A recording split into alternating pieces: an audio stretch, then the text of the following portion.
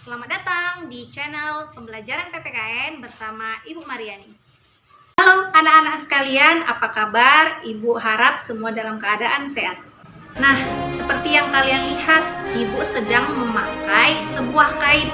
Apakah kalian tahu kain apa yang Ibu pakai ini? Ya, yang Ibu pakai ini adalah kain ulos yang biasa dipakai oleh suku Batak dari Pulau Sumatera Utara.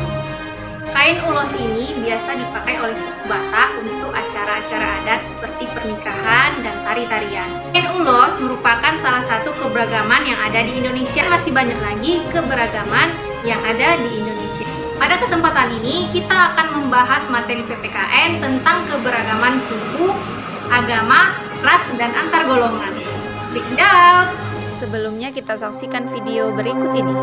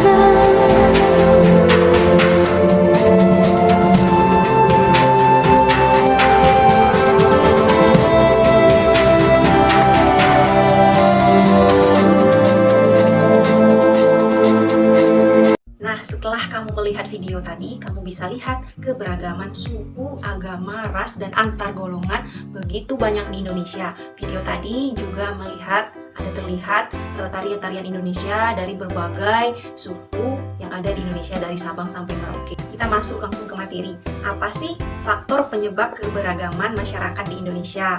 Apa sih penyebabnya? Ada yang tahu? Yang pertama, letak strategis wilayah Indonesia. Kita tahu wilayah Indonesia terletak di antara dua samudra dan dua benua, yaitu di antara dua samudra, Samudra Hindia dan Samudra Pasifik, dan dua benua, yaitu benua Asia dan benua Australia. Yang kedua, yaitu karena kondisi negara kepulauan, setiap masyarakat di kepulauan mengembangkan budaya mereka masing-masing. Yang ketiga ada perbedaan kondisi alam. Nah, kondisi alam seperti daerah pantai, pegunungan, daerah subur, dan dataran rendah menyebabkan perbedaan dalam mata pencarian, bentuk rumah, dan makanan pokok. Yang terakhir ada keadaan transportasi dan komunikasi, yaitu saling mempengaruhi dalam berinteraksi. Apa sih arti keberagaman? Keberagaman adalah suatu kondisi dalam masyarakat di mana terdapat perbedaan-perbedaan dalam berbagai bidang, terutama suku, agama, ras, bangsa, ideologi, dan budaya. Nah, keberagaman suku dapat diartikan juga ialah etnis atau etnik. Ada suku apa saja di daerah sekitar tempat tinggalmu. Nah, untuk membedakannya yaitu ciri-ciri mendasar yang paling umum, yaitu ada perbedaan bahasa, perbedaan adat istiadat, sistem kekerabatan, dan kesenian daerah. Berdasarkan data dari sensus BPS pada tahun 2010, terdapat lebih dari 300 kelompok ras etnis suku bangsa di Indonesia atau sekitar 1.300 suku bangsa yang tersebar di seluruh provinsi. Dengan Pulau Jawa menduduki peringkat pertama suku bangsa terbesar di Indonesia, lebih dari 40% dari total jumlah suku bangsa yang ada di Indonesia. Selain suku bangsa yang ada pada pulau-pulau besar, suku-suku di Indonesia juga tersebar hingga ke daerah yang terpencil seperti di Pulau Kalimantan dan Papua. Dengan tempat yang terpencil dan jauh dari keramaian, suku ini hanya beranggotakan ratusan orang atau bisa dibilang memiliki populasi yang kecil. Nah, selanjutnya kita akan membahas tentang keberagaman agama dan kepercayaan. Ada yang tahu berapa agama yang diakui di Indonesia? Ya, betul. Ada 6 agama yang diakui di Indonesia. Yang pertama ada Islam, Kristen Protestan, Kristen Katolik, Hindu, Buddha, dan Konghucu. Nah, selanjutnya kita akan membahas tentang keberagaman ras yang ada di dunia, khususnya yang ada di Indonesia ya. Nah, kamu pernah nggak melihat orang yang berkulit putih atau orang yang berkulit hitam? Pernah tidak? Nah, apa itu ras? Ras adalah golongan bangsa berdasarkan ciri-ciri fisik dan garis keturunan. Keberagaman ras ditandai dengan adanya perbedaan ciri-ciri fisik seperti warna kulit, warna dan bentuk rambut, bentuk muka, ukuran badan, bentuk dan warna mata, serta ciri-ciri fisik lainnya. Nah, klasifikasi ras yang ada di dunia, yang pertama ada ras Kaukasoid, yang tersebar di wilayah Eropa, Afrika Utara, Timur Tengah, Pakistan, dan India Utara, dengan ciri-ciri warna kulit putih dan sedikit kuning, warna rambut kuning, coklat, bentuk muka dan bentuk mata itu bentuk mukanya hati dan warna matanya itu biasa identik dengan mata biru, dengan tinggi rata-rata 165 sampai 180 cm. Kita bisa lihat ras Kaukasoid ini di wilayah Eropa yang banyak ya. Kemudian ada ras Negroid. Ini tersebar di wilayah benua Afrika di sebelah selatan Gurun Sahara, dengan warna kulit biasanya hitam, bentuk muka rahang besar, kemudian bentuk dan warna rambut itu hitam dan keriting, kemudian tinggi rata-rata 170 cm. Kemudian ada ras Asiatik Mongoloid yang tersebar di wilayah Asia Tengah dan Asia Timur, dengan ciri-ciri warna kulitnya kuning, bentuk muka dan bentuk mata oval dan matanya biasanya sipit, kemudian tinggi rata-ratanya 155 sampai 165 cm. Biasanya ini ras Asiatik ini identik dengan mata sipit seperti orang Korea ya. Kemudian ada ras Malayan Mongoloid yang tersebar di wilayah Asia Tenggara, Kepulauan Indonesia, Malaysia dan Filipina, dengan warna kulit berkulit kuning langsat hingga kecoklatan, kemudian bentuk dan warna rambut itu lurus hingga bergelombang, kemudian tinggi rata-rata 155 sampai 165 cm. Ras Malayan Mongoloid ini biasanya identik dengan warga negara Indonesia. Bisa kamu lihat dengan identik dengan ciri-ciri fisik kamu. Coba lihat ciri-ciri fisik kamu. Kemudian terakhir ada American Mongoloid dengan tersebar di wilayah Eskimo di Amerika Utara hingga penduduk Terra del Fuego di Amerika Selatan, dengan ciri-ciri warna kulit itu kulitnya putih kemerahan, kemudian bentuk muka dan mata itu bentuk muka lonjong dan mata sipit, kemudian tinggi rata-ratanya 155 sampai 170 cm. Nah, yang terakhir yaitu keberagaman antar golongan. Struktur masyarakat Indonesia ditandai dengan 2 ciri, yakni secara horizontal dan vertikal.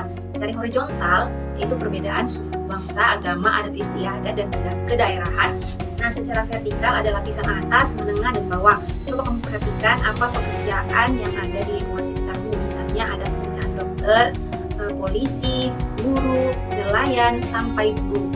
Dan mereka itu memiliki tingkat klasifikasi sosial yang berbeda dari lapisan atas, menengah, dan bawah. Setelah kita membicarakan tentang keberagaman suku, agama, ras, dan antar golongan Indonesia, kita harus ingat hakikat dari Bhinneka Tunggal Ika. Siapa yang tahu apa arti Bhinneka Tunggal Ika? Nah, Bhinneka Tunggal Ika berasal dari ungkapan Jawa kuno dari sebuah buku atau kitab yang ditulis Empu Tular dengan judul Sutasoma pada saat pemerintahan Kerajaan Majapahit.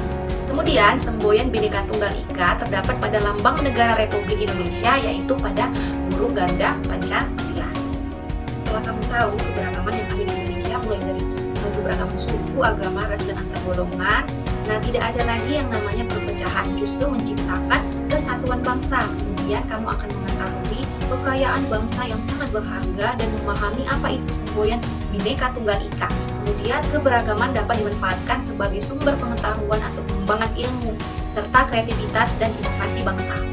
Khususnya bagi para peserta didik, setelah mempelajari materi ini tidak ada lagi yang namanya bully atau menghina teman-teman berdasarkan bentuk badan, bentuk fisik seseorang. Itu tidak boleh ya. Sekian video pembelajaran pada materi PPKN, keberagaman suku, agama, ras, dan antar golongan.